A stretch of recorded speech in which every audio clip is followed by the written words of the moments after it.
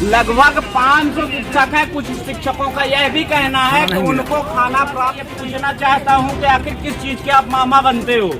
अगर अपनी बहनों को आप खाना नहीं उपलब्ध करा सकते हो तो कहां आप ताल ठोकते हो कि हम अच्छी शिक्षा प्राप्त करवाएंगे?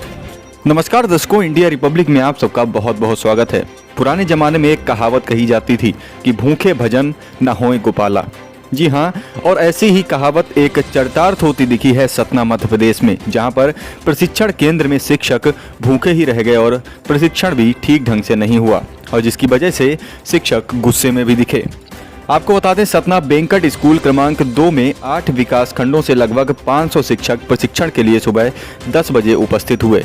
पूरा दिन तो प्रशिक्षण के नाम पर शिक्षकों को चाय नाश्ते और खाने की व्यवस्था जिला शिक्षा अधिकारी नीरव दीक्षित द्वारा कराई नहीं गई, लेकिन शाम लगभग 4:30 बजे खाने की व्यवस्था तो कराई गई, लेकिन खाना भी पर्याप्त मात्रा में शिक्षकों को नहीं दिया गया, जिसे देखकर कुछ शिक्षक तो खाने की तरफ दौड़ पड़े और कुछ शिक्षक वहां से नाराज होकर चलते बने।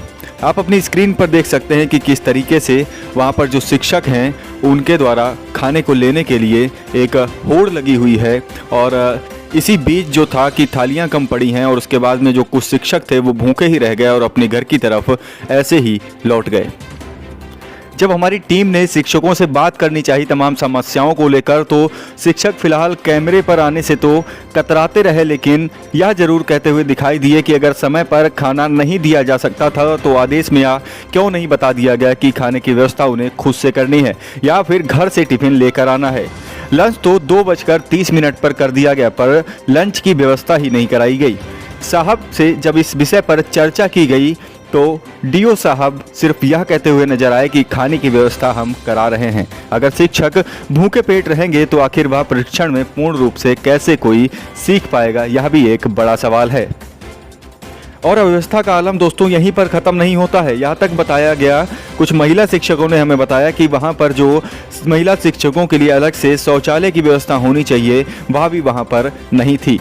वहीं जब हमारी टीम ने जिम्मेदारों से जानकारी लेनी चाहिए तो एडीपीसी गिरीश अग्निहोत्री भी अपने सेंटर से नदारद दिखे, वह भी सेंटर में नजर नहीं आए। डीओ साहब, अगर आप व्यवस्था नहीं करा सकते थे तो आखिर यह प्रशिक्षण का दिखावा क्यों किया गया? वहीं आदेश की कॉपी में यह भी लिखा गया था कि कोई भी शिक्षक अगर प्रशिक्षण के दौरान अनुपस्थित होता है तो उसकी वेतन भी काट दी जाएगी। तो क्या शिक्षकों के साथ हुई अव्यवस्था में अब जिले के जिम्मेदारों की वेतन काटी जाएगी या नहीं, यह भी एक बड़ा सवाल है। आज प्रदेश में भारतीय जनता पार्टी की सरकार है। अपने अनुशासन के लिए सरकार जानी जाती है। हमारे प्रदेश के मुखिया शिवराज सिंह चौहान जी कलेक्टर से लेकर एसपी तक को मंच के माध्यम से सस्पेंड करते नजर आते हैं। अब सवाल यह उठता है, क्या इस गंभीर मुद्दे पर शिवराज मामा जिले के जिम्मेदार अधिकारियों पर कार्रवाई करेंगे या नहीं, यह भी एक बड़ा सवाल है। मैं वेंकट 2 विद्यालय में मौजूद हूँ। यहाँ पे 8 विकास खंडों से शिक्षक प्रशिक्षण के लिए आए थे। प्रशिक्षण तो हुआ जो हुआ। यहाँ पे स्थिति यह है कि खाना खाने का लंच का समय करीब 1 से 1:30 बजे था।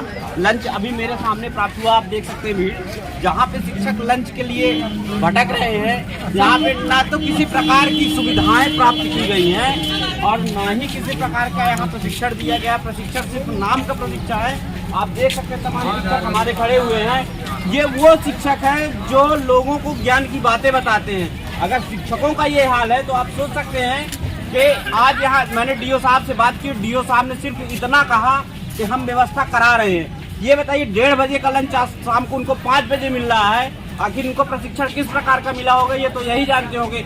बेशक ये नहीं बोलेंगे कि हमको प्रशिक्षण मिला है कि नहीं मिला है, लेकिन आप ये सोच सकते हैं कि अगर लंच 5 बजे मिल रहा तो इनको प्रशिक्षण कैसे टाइम से मिला होगा। ना तो इनको चाय की व्यवस्था थी, ना पानी की व्यवस्था, जहाँ तक कि बाथरूम तक की व्यवस्थाएं नहीं थी। हमारी कुछ महिला शिक्षक भी हैं, उनके लिए भी कोई अलग से व्यवस्थाएं नहीं की गई थी कि उनके बाथरूम या किसी भी चीज़ की अलग से व्यवस्थाएं की जाए। जो शिक्षक सुबह से चाय नहीं पाएगा वो प्रशिक्षण सही ढंग से कैसे ले पाएगा, ये एक बड़ा सवाल है।